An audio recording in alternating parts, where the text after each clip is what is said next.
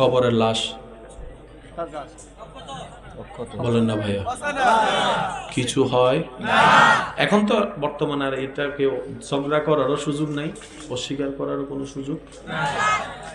এবার আমি টোটাল বিষয়টা ওলামায়ে কেরামের দোয়া নিয়ে আপনাদের খেদমতে রাখবো, আপনারা শুধু ভেবে দেখবেন। আমি একটা হিসাব ভালো বুঝি, নিজে বাঁচলেই বাপের নাম।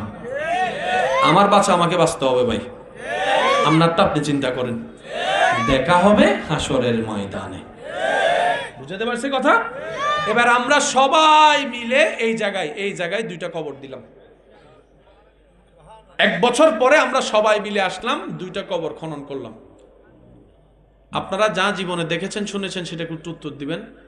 কবর মাটি কিছু লাশকে খেয়ে ফেলে হাড্ডি বানিয়ে দেয়, সত্য না মিথ্যা?